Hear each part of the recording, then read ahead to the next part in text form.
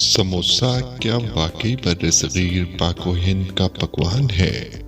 سموسے کی تاریخ کتنی قدیم ہے اور کن اقوام سے ہوتا ہوا یہ برصغیر پہنچا، یہ ہم آج کی ویڈیو میں جانیں گے۔ مگر اس سے پہلے سوشل میڈیا پر چلنے والی بحث کی حقیقت کہ کیا واقعی سموسہ 400 کیلوریز کا ایٹم بم ہے؟ کیا کیلوریز اتنی خطرناک ہے؟ ہم جو 100 گرام آلو کے چپس، چاکلیٹ یا مونگ پھلی اور اخروٹ وغیرہ استعمال کرتے ہیں تو ان سب میں بھی کیلوریز کی مقدار 575 کیلوریز ہوتی ہے۔ حتیٰ کہ ہماری عام روزمرہ استعمال کی دالیں، آٹا یا دیگر اشیاء بھی کیلوریز کی ایک بڑی مقدار اپنے اندر سمائے ہوئے ہوتی ہے۔ تو پھر مسئلہ کہاں ہے؟ بات دراصل یہ ہے کہ سنسنی خیزی کو بیچنا آسان ہے۔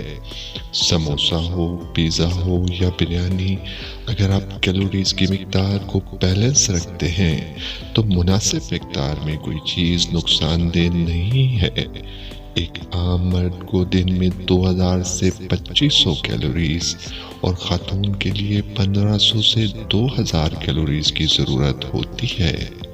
اگر آپ دن میں عام غذا سے یہ کیلوریز حاصل کر رہے ہیں تو آپ کو کوک، پیزا، سموسہ یا جلیبی سے پرہیز کرنا چاہیے۔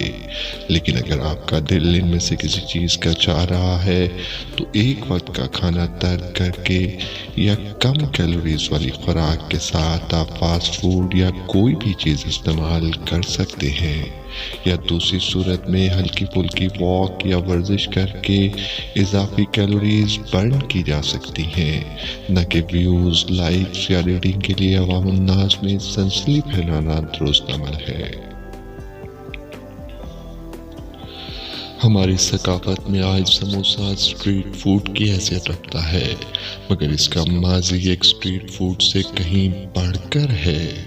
دنیا کا پہلا فاسٹ فوڈ سموسہ بنیادی طور پر فارسی زبان کے لفظ سمبوساک سے ماخوذ ہے، اور سب سے پہلے اس کا ذکر 11ویں صدی کے فارسی مورخ ابوالفضل بیہقی کی تحریروں میں ملتا ہے، جہاں اس کو سمبوساک کہا گیا۔ برصغیر میں ابن بطوطہ نے اپنے سفر نامے میں سلطان محمد بن تغلق کے ساتھ اپنے کھانے کا ذکر کرتے ہوئے سموسک کا بتایا کہ قیمے کو باداموں، پستہ، پیاز اور مسالوں کے ساتھ پکا کر گندم کے پتلے لفافے میں بھر کر تلا جاتا ہے۔ ابن بطوطہ کے ان جملوں کے چند 100 سال بعد ابوالفضل نے آئین اکبری میں سمبوسا کا تذکرہ کرتے ہوئے لکھا کہ اسے ہند کے عوام سمبوسا کہتے ہیں اور ہم اسے سموسا کہتے ہیں، مگر نام جو بھی ہو اس کا ذائقہ بے مثال ہے۔ 16ویں صدی میں پرتگالیوں کی طرف سے آلو لائے جانے کے بعد اس میں آلو کا استعمال بھی شروع ہو گیا۔ وقت گزرنے کے ساتھ یہ کئی شکلیں تبدیل کر چکا ہے۔ بنگلہ دیش میں یہ سموچا ہے جو چھوٹا اور فلیٹ ہوتا ہے، جبکہ مشرقی انڈیا میں شنگارا جس کا ذائقہ کچھ میٹھا ہے۔